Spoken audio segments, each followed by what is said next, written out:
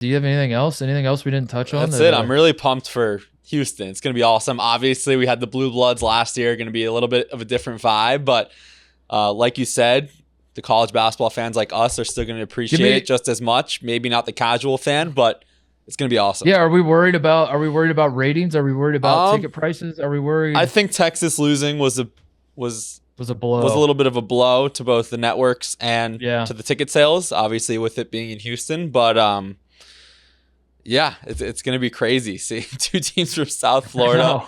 But then you have the Big East presence, and then San Diego State. I'm not too familiar with like the Mountain West representation and all that. I'd assume they're obviously going to travel very well. It's the Final Four, but yeah, San Diego State will travel well. Their fans are crazy. Yeah, I don't know much about their fans, but they have a great fan base. They have a great fan base. You see them in Maui? Were they in Maui?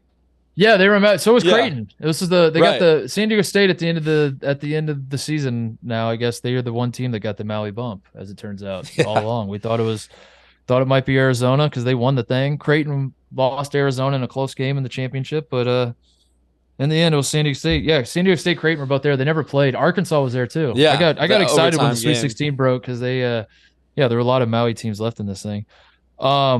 But no, San Diego State fans are great, and they've been very vocal about my Mountain West takes.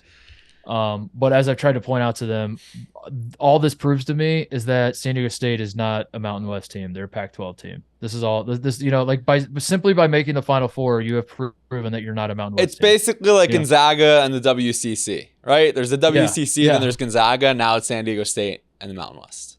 I said this about Michigan State when heading into the Sweet 16. When I was talking about, I did a long rant on Izzo. That you can talk all the shit you want on the Big Ten, and it's deserved at this point.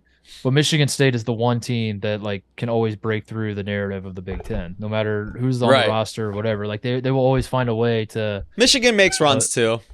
Michigan makes runs too, but we don't talk about Michigan on this show, Jake. So we're gonna stick with Michigan. Yeah. You're right. I'm kidding. You're a Buckeye. Yeah, Michigan State's like they're not a Big Ten school. They're Michigan State. Mm-hmm. You know, like that program is not a Big Ten program. That's Michigan State. Right. That's San Diego State. They're the one program that's not Mountain West. They're not a Mountain West program. They're San Diego State. They don't count. Yeah. Manifesto stands by.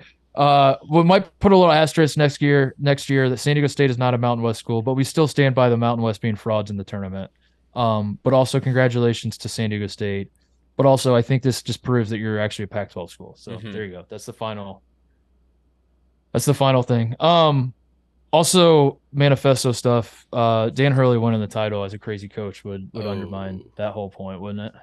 So yeah, I think I have to revisit that one. I think I have to revisit Dutcher may. Dutcher's not crazy. No, I'm just starting. Dutcher, to lump him in. I think Dutcher May and Coach Larinaga. The only time Larinaga is crazy is in the locker room dancing.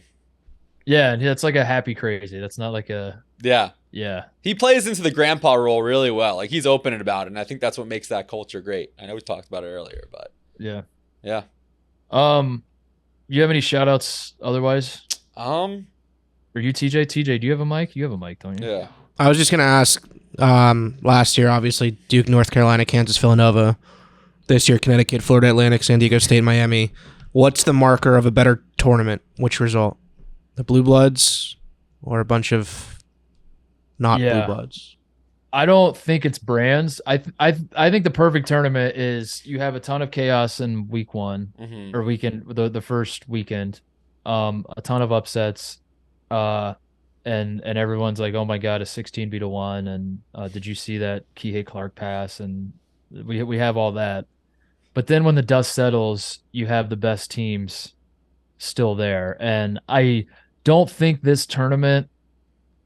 I don't think these clearly aren't the four best teams we saw all season, but these teams are better than their seed and their their name brand would lead you to believe. So I give this a B+ tournament, Jake. I give this a B+.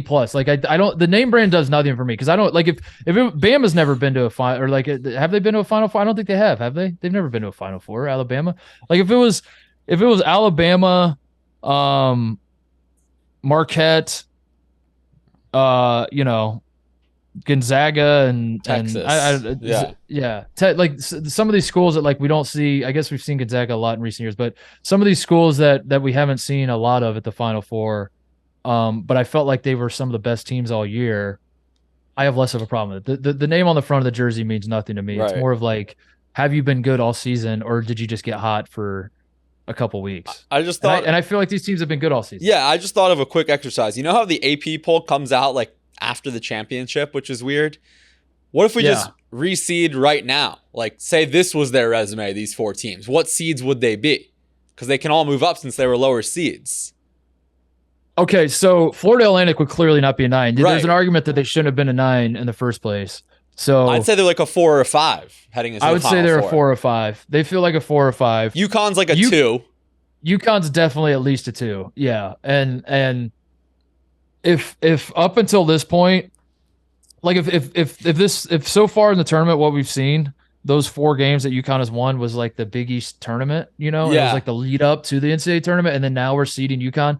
I think they maybe played themselves into one. With recency bias, you know? Like people would be arguing like they just rolled through the Big East tournament. Did you see that 4 straight wins? Okay, so UConn's a 1, FAU's a 4.